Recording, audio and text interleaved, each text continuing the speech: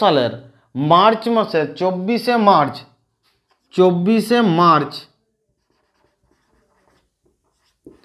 1971 সালের আগে যারা বাংলাদেশ থেকে ভারতবর্ষে এসেছিল তাদের একটা মানে রেজিস্টার তৈরি করতে হবে। সেটাকে কি বলা হচ্ছে, একটা রেজিস্টার তৈরি করার জন্য অর্ডার দিয়েছিল সুপ্রিম কোর্ট। কি দিয়েছিল? 24শে মার্চ 1971 সালের আগে যারা ভারতবর্ষে এসেছে বাংলাদেশ থেকে কিংবা পাকিস্তান অন্য দেশ থেকে, এই বাংলাদেশ থেকে যারা এসেছিল ভারতবর্ষে, মানে আসামে ম্যাক্সিমামটা এসেছিল কোথায়? আসামে। তো মেন প্রবলেম ছিল কোথায়? আসামে। তো যারা এসেছিল তাদেরকে একটা রেজিস্টার করতে হবে, সেই রেজিস্টারটা একটা বানাতে হবে।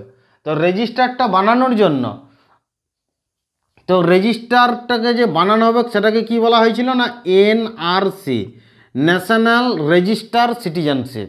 ন্যাশনাল রেজিস্টার সিটিজেনশিপ, এই এনআরসি সেটাকে কি বলা হচ্ছে না, এনআরসি, ন্যাশনাল রেজিস্টার সিটিজেনশিপ।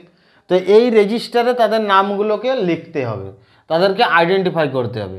তো এর মধ্য থেকে ম্যাক্সিমাম আইডেন্টিফাই, যেটা এনআরসির আন্ডারে আসামে প্রথম এনআরসি চালু করা হয়েছিল, সেই এনআরসিতে কতগুলো নাম এসেছিল? 20 লাখ।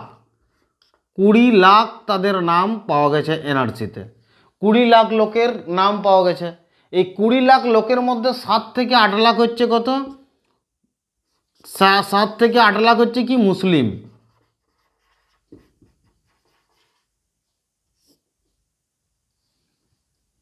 সাত থেকে 8 লাখ হচ্ছে কি মুসলিম। আর এখানে আমাদের কি, এখানে 12 থেকে 13 লাখ হচ্ছে হিন্দু।